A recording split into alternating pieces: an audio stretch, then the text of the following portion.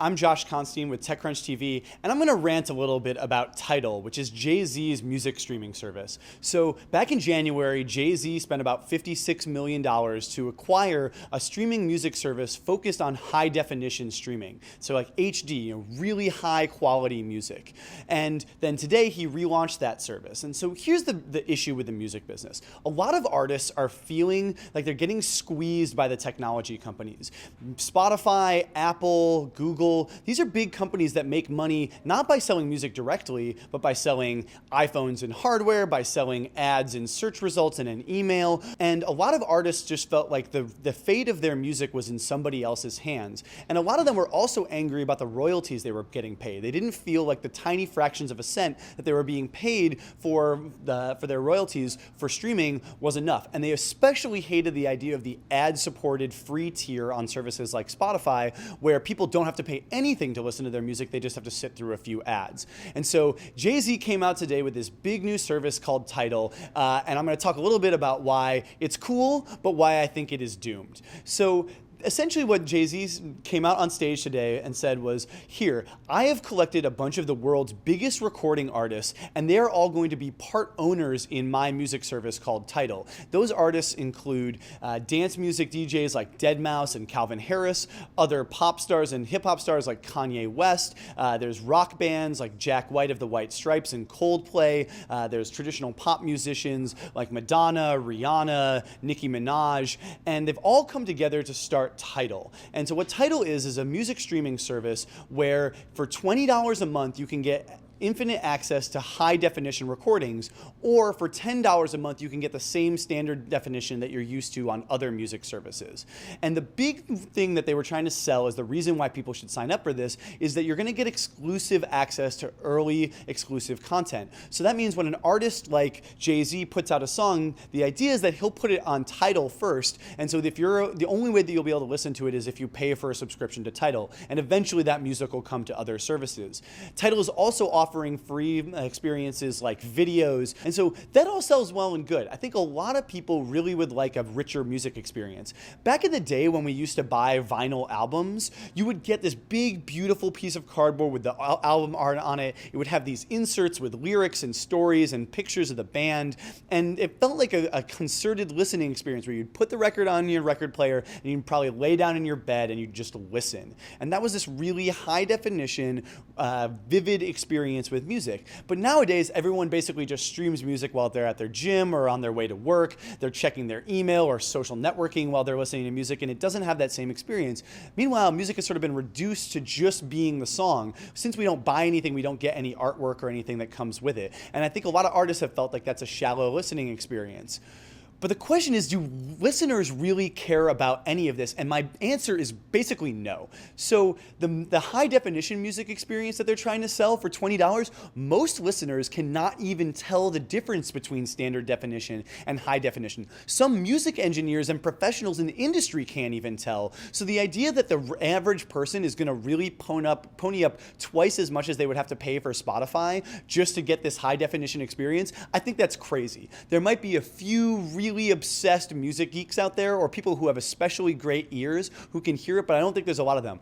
The second big problem with Tidal is that there is no free tier. There's no ad-supported tier. So when you sign up, you can get a week for free, but as far as the people I've talked to in the music industry, including people at Spotify, those kind of experiences, those limited free trials, aren't very good because consumers just sort of assume that they're not actually going to get to have a real experience. If they build playlists, they're not going to get access to them later, and it doesn't encourage them to actually invest their time into a service because they think it's going to go away whether or not they like it or not, unless they pay for the service.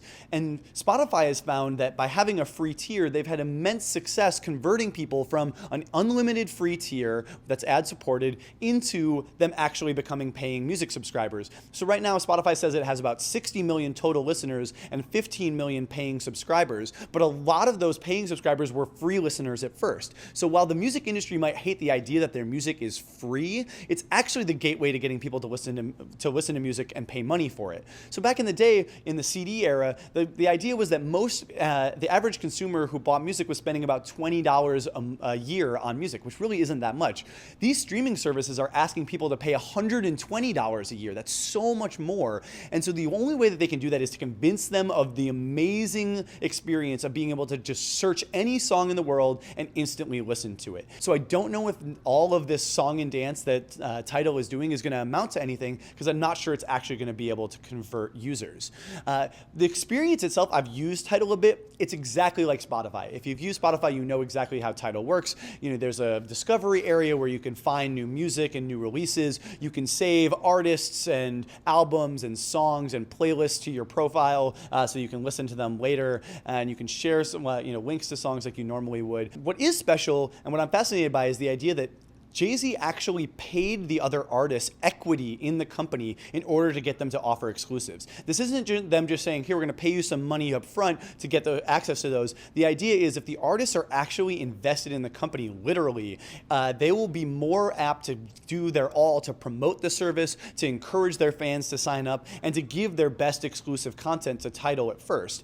But the question is, how many artists can you really sign up that way? He had some of the biggest artists on stage with him today, but Billboard reports that artists are getting about 3%, or that was the pitch, about a 3% equity cut. And that just doesn't really scale. You can only give out so much equity before you run out. So while Jay-Z might have signed up a bunch of his best friends like Rihanna and his wife Beyoncé and Kanye, to be able to get to a really wide scale of exclusivity through those equity deals is going to be really tough for the service.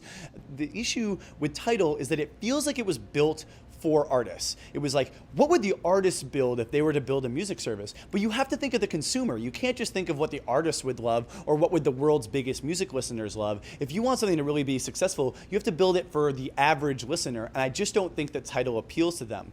There is one person who I think Tidal really could hurt, and that's actually Apple. So Apple later this year, specifically on June 8th, is expected to launch its own streaming music service that is sort of built out of the bones of Beats Music, which it acquired last year alongside the headphone business. It acquired this streaming service, and we've learned from sources that it's going to change that into an iTunes streaming service. But the thing is that I think Apple's big pitch is going to be exclusive content as well. So if Jay-Z can go out there and recruit some of the world's top artists to do their exclusive releases on Tidal instead of Apple, it could decrease the value add and the value proposition for Apple's big music service when it comes out later this year. Spotify, with their big proposition when they came out was saying, hey, we're going to make it as easy as possible to listen to streaming music from all your devices for free if you really want to. And by doing that, it made it easier than piracy. It's actually easier to just listen to a 30-second ad and then listen to a Spotify song than it is to go searching for a legit link to torrent it. As far as a concept,